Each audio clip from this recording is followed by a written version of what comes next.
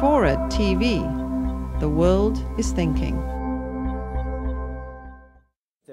Jim really said, I think, what the fundamental issue is around nuclear, which is it's very expensive to build. Once you've built it, it runs very cheaply. So the 20% of nuclear that's in our fleet right now that we get from pre-existing plants runs, it's profitable, it's easy, and we need to maintain that.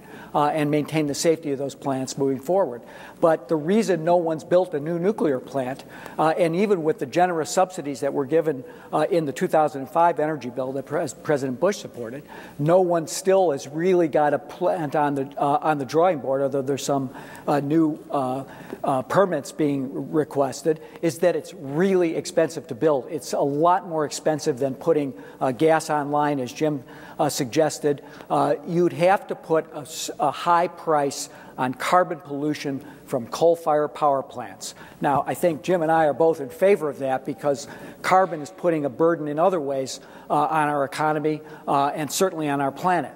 But you'd have to begin by putting a very high price on carbon, and I wonder whether Christy and Karen would agree that that's the path we ought to go down. I think that's what we see as the path that's coming in the future. But would you agree that in order to bring the promise of nuclear on stream, you're prepared to put a high price on carbon from polluting power plants, particularly from coal plants? I think it's important to get the facts on the table.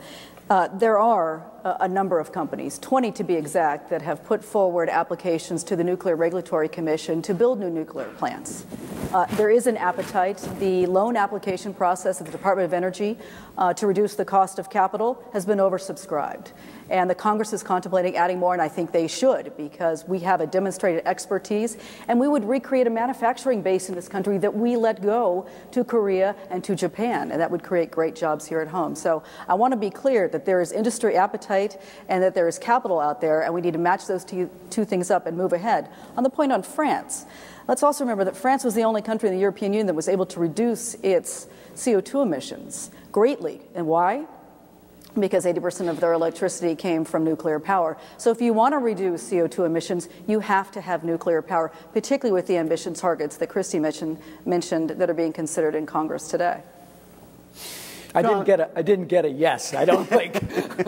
Well, I think you're going to see it. If we have a carbon-constrained economy, and I've been arguing that this is going to happen, no matter, frankly, well, would you support it? Who won the last election? Yes, I'm in favor of a cap-and-trade program. The devil is in the details and how fast you do it and how deep the cuts are. We saw with the 1990 Clean Air Act amendments on SO2 that if you structure the program correctly and give the private sector some incentive to do the right thing, as well as having some punishment at the end of the day if they didn't, that they can do incredible things. They reduced SO2 below what was called for in the regulation. They did it in half the time, and they did it at half the cost that was estimated. That's going to be the key. And to think, though, that what I worry is if the thinking behind where we put these caps is 10 years, in 10 years we want to be carbon-free, that's going to really put our economy into a tailspin. I'm not against, and I think the price will go up. And right now you can see the Chicago Climate Exchange is trading carbon, and of course Europe is trading carbon because they have a cap, and that's created the price.